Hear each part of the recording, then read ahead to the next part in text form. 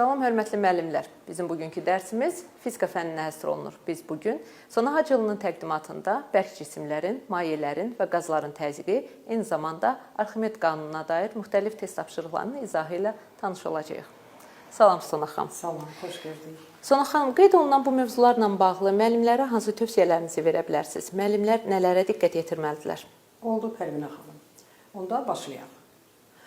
Deməli, bu mövzu demək olar ki, fizikanın yalnız 7-ci sinifində keçirilir. 7-ci sinifində keçirilən bu mövzu yuxarı siniflərdə yenidən təkrarı olunur. Yəni, fizikanın özünə məxsus bir qanuna uyğunluğu var. Yalnız demək olar ki, bu mövzuda o qanuna uyğunluq bir və pozulub deyək. Ona görə də bu çox da mürəkkəb olmayan tapşırıqlarla biz müəllimlərin qarşısında olacağıq və hansı məqamlara toxunacağıq, o məqamlara aid, yəni nəyə ki, müəllimlərimiz sertifikasiya imtahanında diqqət etməlidir, onlara aid bir neçə tapşırıqlara baxaq. Birinci tapşırıq atmosfer təzyiqinin hündürlükdən asıllıq diaqramı verilmişdir tapşırığa görə. Diaqramda verilənlərə əsasən H1 və H3 arasındakı məsafəni hesablayın. Və məlumdur ki, atmosfer təzyiqi hər 12 metrdə 1 mm civə sütunu qədər dəyişir. Bu da xüsusi qeyd olaraq burada verilibdir.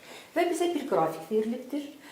Bu qrafik atmosfer təzyiqinin hündürlükdən, hündürlük deyəndə burada həm hündürlük gedir, həm dərinlik, yəni bir məsafədən asıllıq diaqramıdır. Bu məsələni həll etmək üçün nələrə diqqət edəcəyik? Yadda saxlamaq lazımdır ki, dəniz səviyyəsi hündürlüyün 0 qəbul olunur. Və bu dəniz səviyyəsinin 0 qiymətində artıq atmosfer təzyiqinin normal qiyməti 760 mm civə sütunu bu qəbul olunmuş bir qaydadır. Və daha nəyə fikir verək? Fikir verək ki, əgər dəniz səviyyəsindən yuxarıya doğru hərəkət olunursa, hər 12 metrdə 1 mm civə sütunu qədər azalma gedir.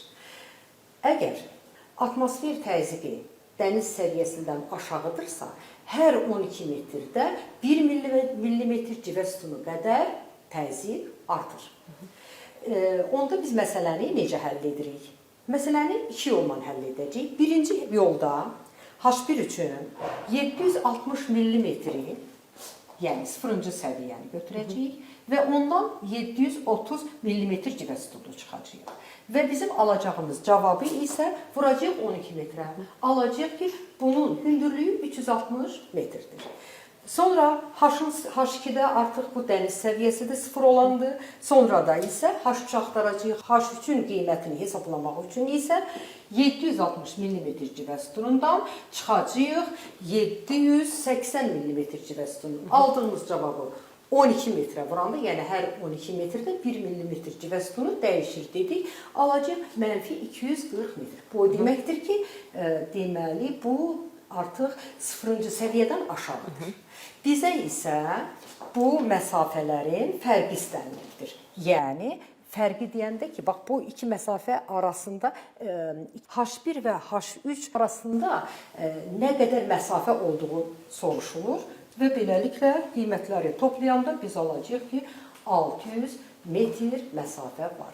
Daha asan, daha sadə üsulla həll eləmək üçün isə heç bir hesablama aparmadan H3-dən H1-i çıxacaq, yəni 780 mm civə sütunundan 730 mm civə sütunu çıxdıqda qalan qiyməti vuracaq, yəni 50-ni vuracaq 12-yə, beləliklə cavabı alacaq yenə də 600 metr.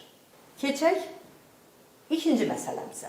İkinci məsələdə, bu da bir maraqlı məsələdir, verilmiş qablarda maye sütununun hündürlüyünün mayenin sıxlığından asıllıq qrafiki verilmişdir. Hansı qrafik hidrostatik təzyiqin maye sütununun hündürlüyündən asıllığına uyğundur? Bu tapşırıq bir qədər mürəkkəbdir.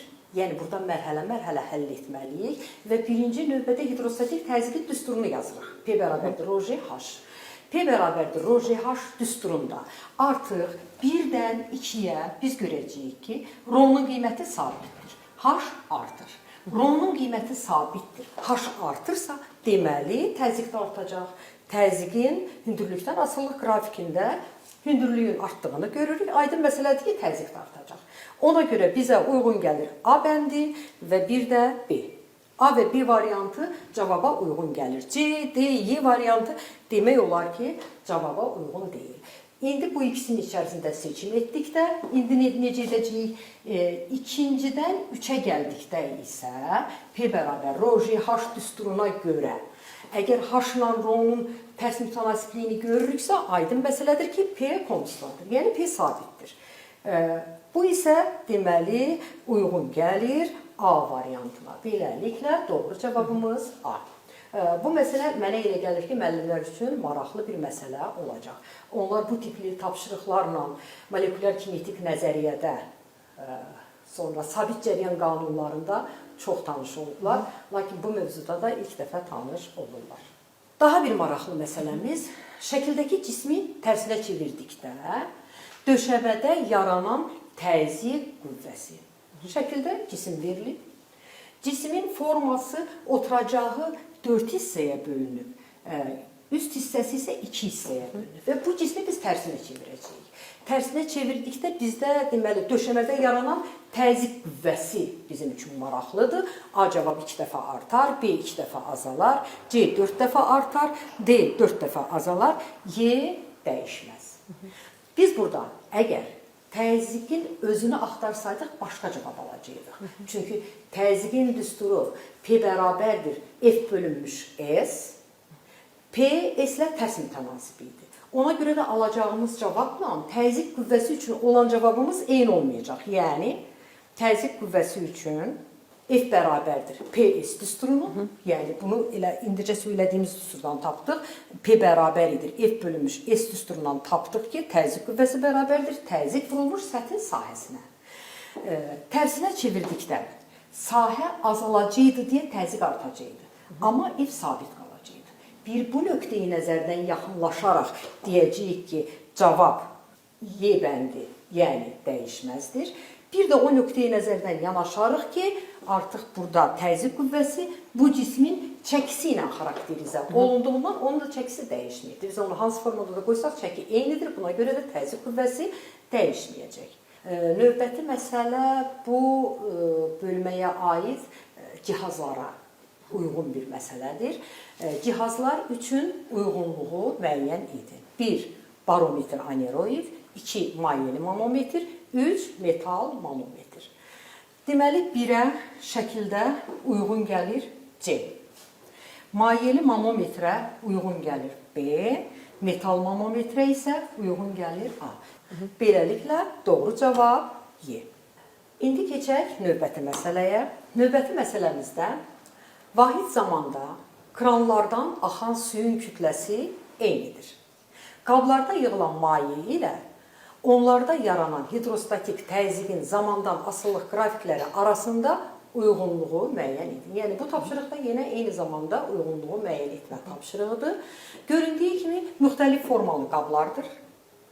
Lakin, məsələdə qeyd olunduğu kimi, vahid zamanda kranlardan axan suyun kütləsi eynidir. Qrafiklərdə isə hidrostatik təzyiqin zamandan asıllıq qrafikləridir. Gəlin görək, bu uyğunluq necə olacaq? Bu uyğunluqda birinci qabda qabın forması silindrik formada olduğundan artıq burada zamandan asılı olaraq təzyiq xətti qanunundan dəyişəcəkdir. İkinci qabda fikir veririksə, get-gedə qabın ağız hissəsi daralır. Və ona görə də zamandan asıllıq qrafiki A bəndinə uyğun oldu. Üçüncü qabda isə get-gedə qabın ağzı genəlir və ona görə də B variantına uyğun oldu. Beləliklə, doğru cavab Y bəndi. Keçək növbəti məsələyə. Bu məsələ birləşmiş qablara aiddir. Birləşmiş qablarda zeytun yağı və su vardır. Su sütununun hündürlüyü nə qədər olmalıdır ki, o, yəni su sütunu şəkildən görürük. Su sütununun hündürlüyü nə qədər olmalıdır ki, o 30 santimetr olan yağ, zeytun yağı sütununun təzyiqi ilə tarazlaşsın. Suyun sıxlığı 1000 metr kubunda kiloqram, yağın sıxlığı 800 metr kubunda kiloqramdır. Bu məsələni həll etmək üçün birinci növbədə biz birləşmiş qabların qanununu yada salmalıyıq ki, birləşmiş qablarda əgər bir cins mayedirsə, deməli birləşmiş qabların birinci qanununda, hər iki qanununda qabların ağzı açıqdır. Ona görə də təzyiq, onların üzərinə düşən təzyiq bərabərdir. Təzyiqin bərabərliyində hündürlüklərin nisbəti sıxlıqların tərs nisbətinə bərabər olacaq.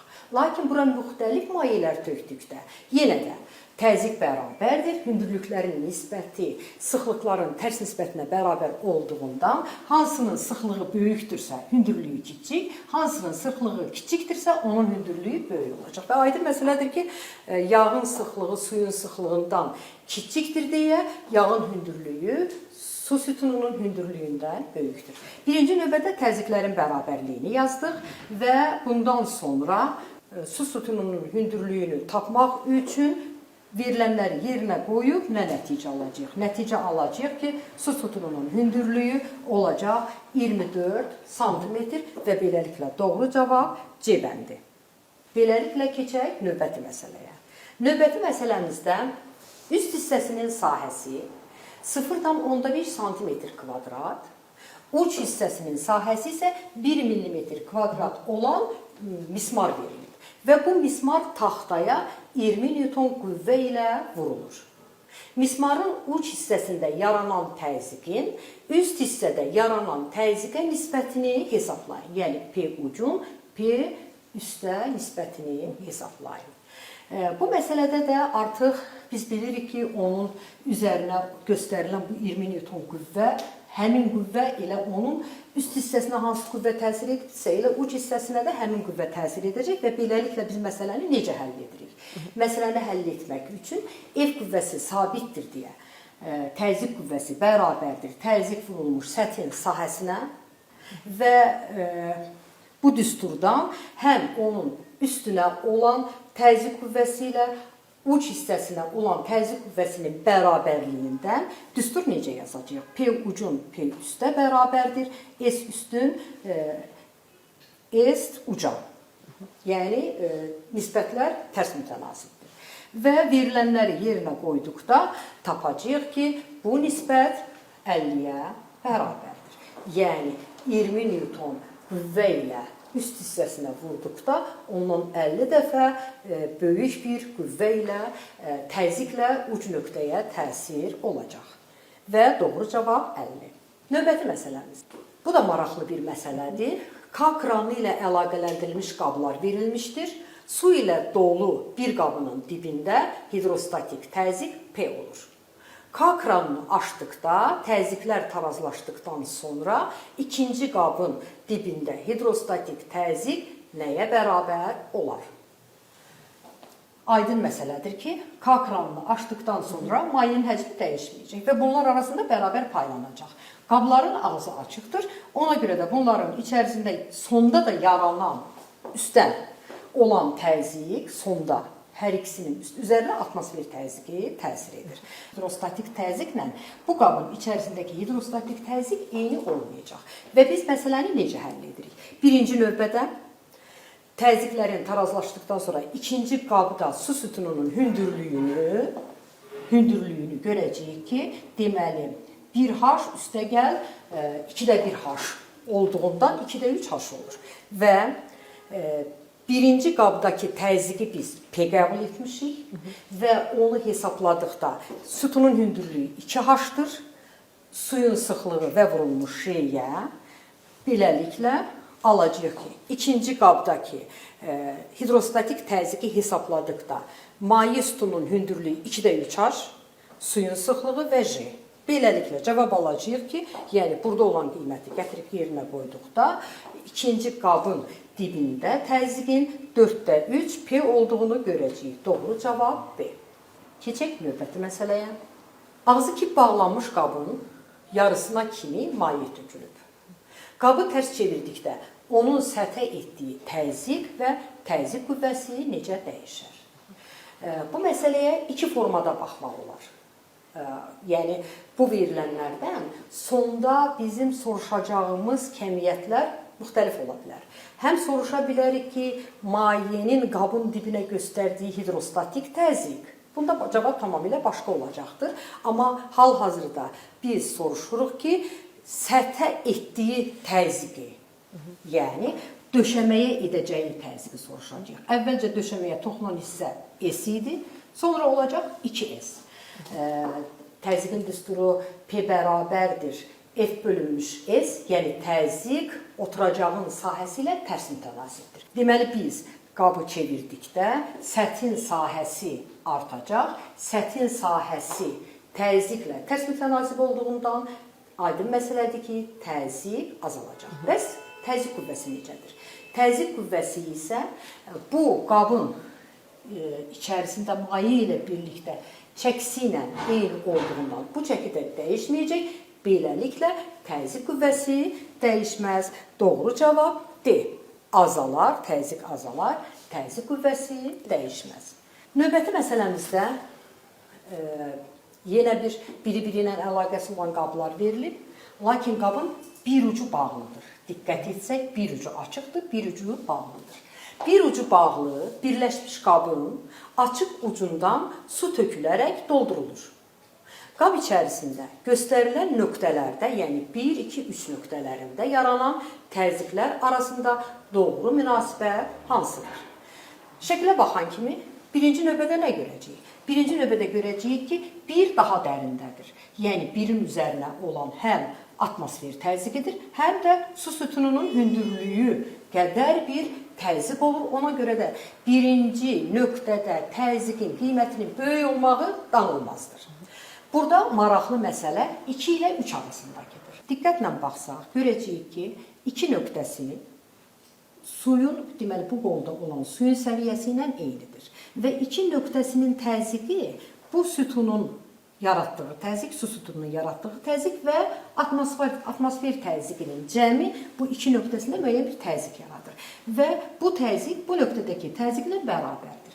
Burada isə suyun üzərində bir hava təbəqəsi var. Çünki biz burada suyu bu borudan tökəndə həmin o su gəlib bura yığılana qədər buradakı suyu bir növ sıxışdırıb saxlayıbdır.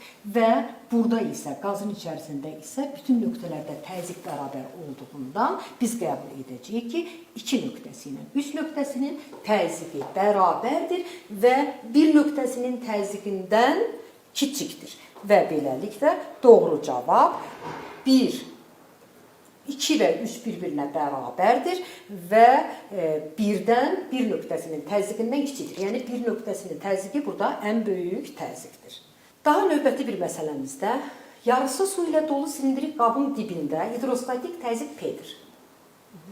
Qab su ilə qarışmayan digər maye ilə tam doldurulduqda mayələrin qabın dibində yaratdığı təzyiq 3P olur. İkinci mayenin sıxlığını hesablayın.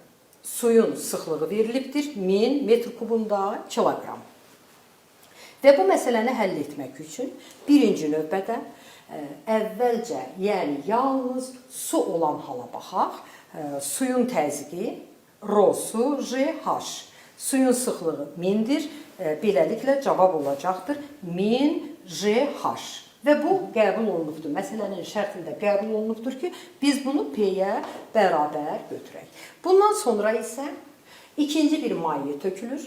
Həmin maye də töküldükdən sonra qabın dibində olan təzyiq 3P-dir. Bu 3P-ni necə aldıq? 3P-ni belə aldıq ki, əvvəlki su olan təzyiq P, üstəgəl həmin o tökülən maye üçün təzyiq, bu da cəmi etdi 3P.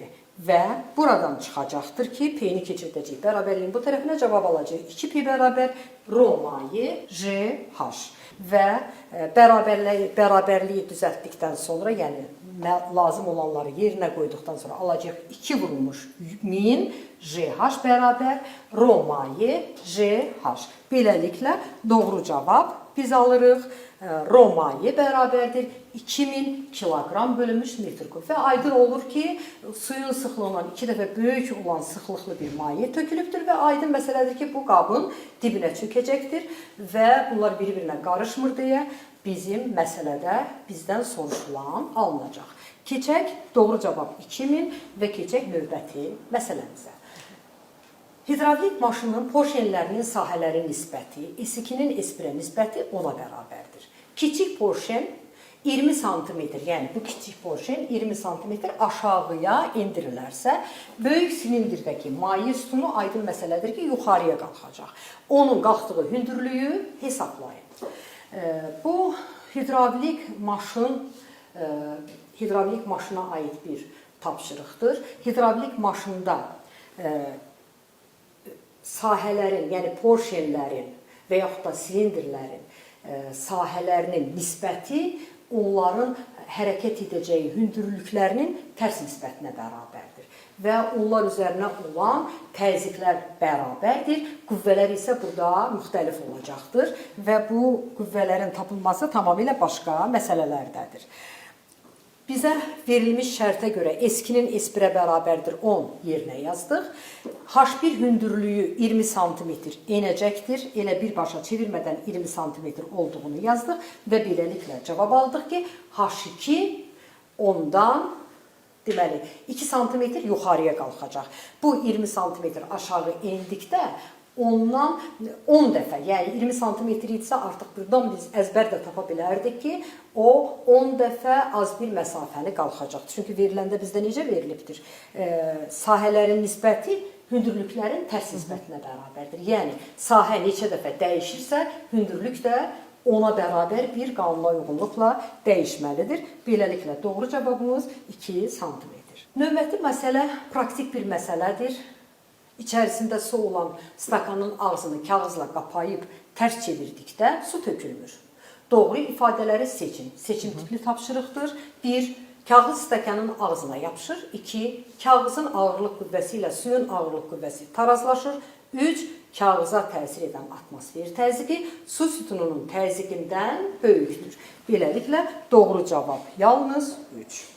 Bu məsələ isə Arximed qüvvəsinə aid bir məsələdir. Kütləsi 700 qram, sıxlığı 2 qram bölünmüş santimetr kub olan cismi içərisində yağ olan qaba tam batırdıqda cismin sıxışdırıb çıxardığı yağın kütləsini hesablayın. Yağın sıxlığı 800 metr kubunda kiloqramdır. Deməli, söylədiyimiz kimi bu tapşırıq Arximed qüvvəsinə aid bir tapşırıqdır. Arximed qüvvəsi necə ifadə olunur? Mayeyə və ya qaza batırılmış cisim öz həcmi qədər mayeni sıxışdırıb çıxardır. Yəni, bu ifadə Arximed qüvvəsinə aid ifadəni müxtəlif cür vermək olar.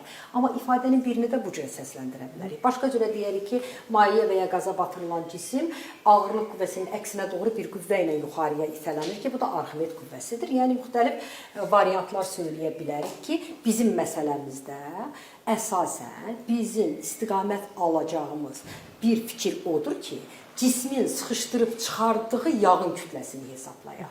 Deməli, biz bu cismin həcmini tapsaq, onun sıxışdırıb çıxartdığı yağın da həcmini tapacağıq.